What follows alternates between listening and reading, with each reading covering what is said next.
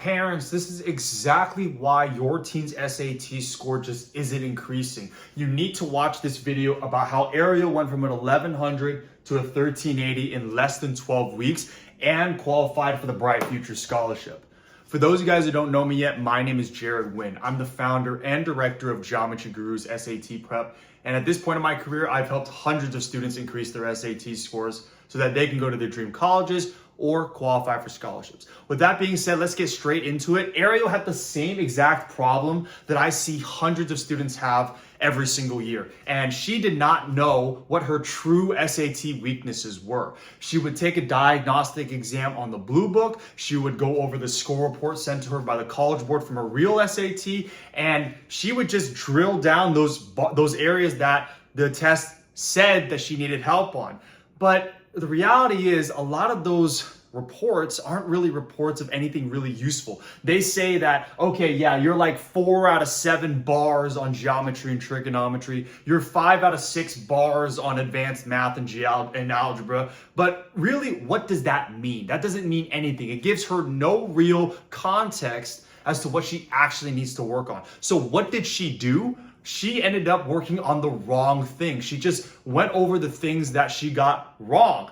But the problem is that focuses too much on the what she got wrong, not the why she got it wrong. And if you just focus too much on the what, I don't care how many, brute force practice problems you do, you will never get to that underlying issue as to why you're making the mistake. So this is exactly what we had to do with her. Now, if you've been following our content for a while, you will know that step number 1 for every single student is what we call here the efficiency index, okay? The efficiency index. I'll write that down here.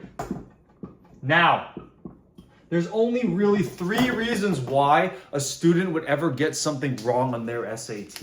Either A, they just don't understand it, they never learned it, maybe they forgot it, whatever. That's the first reason. The second reason is they know how to do it, but they don't know how to do it in 60 seconds, which is on average what you need for every SAT problem. And the third reason is the fatigue. They spent so much time on the beginning portion of the modules that by the time she got to the end part of the modules, she was just completely fried. She can't really demonstrate what she knows how to do. So for Ariel, we really needed to figure out, was it a concept issue? Was it a timing issue? Or was it a mixture of both in which she was getting fatigued by the end of the module? Because the way she was doing it before was that she was just going through all of these random practice problems on the College Board question bank or various test prep books, and she was just trying to target her weaknesses. But obviously, right, she was hard stuck at that 1100 for a while. So here's exactly what we saw from Ariel once we did her initial data. When she went through our diagnostic process, we were seeing that she was getting 95% in the geometry section, but she was also getting 70% in the algebra. So what she was doing, and this kind of mimicked the type of data that she was seeing on her own, what she was trying to do is she saw this, okay, 70% versus 90%.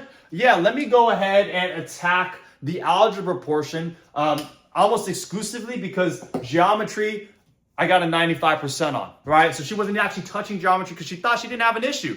However, when you look at it like this, yeah, she's probably correct. You definitely want to hit algebra because it's quote unquote the weak area. But there was one thing that she was missing. First of all, if algebra is really, really weak in comparison to geometry, that doesn't really make a lot of sense because geometry is actually the hardest type of problem on that SAT. Students who are like around a 700 getting to that 750 for math, geometry is typically the thing they need the most help on, right? Algebra is the backbone. It is the foundational area that spills over into other aspects of the exam. Okay, so realistically, our gut feeling was already telling us that algebra wasn't really the issue. One thing that she was missing was that she was spending 120 seconds on the geometry, but she was only spending 20 seconds for the algebra problems. So what does this data tell us? That tells us that even though she was getting geometry and trigonometry problems correct 95% of the time, she was spending more than 2 minutes on those types of problems. So if it takes you 2 minutes to do one type of problem, is that necessarily a strength anymore? No, because it was bleeding into her ability to finish the algebra problems on time. She was rushing. She only had 20 seconds for these types of problems because she would go and attack geometry, trigonometry first, according to our data, and then move on to the easier algebra problems, which in theory might be, might sound good, but because she spent so much time on those problems, it didn't give her any time to solve the things that she actually did know how to do as well. So what did we have to do with her? We had to reverse the order in which we work on these things. Instead of working on algebra, which she already knew probably how to do, she just didn't have enough time on it, we had to attack the geometry and trigonometry.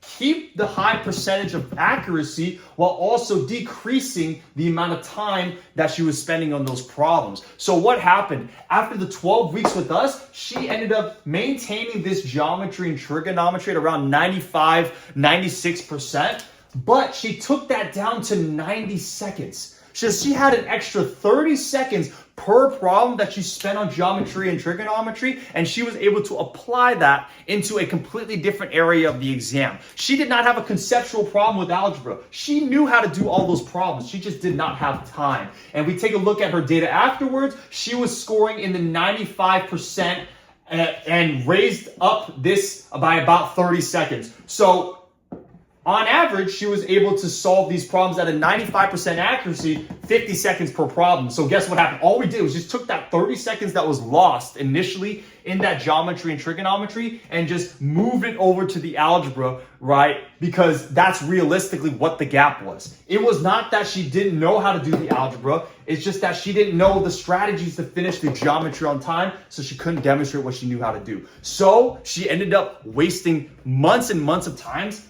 practicing things that realistically she didn't really need to practice on. She was working on the wrong thing.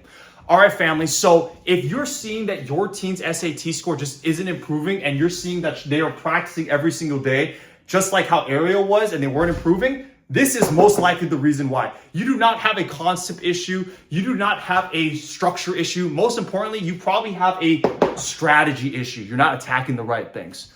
Okay, family, that's it from today's video. If you guys need help applying this to your teen's unique situation, all you need to do is send me an email or send me a DM. No obligations. I'll be more than happy to point you in the right direction. Until then, I'll see you guys in the next video.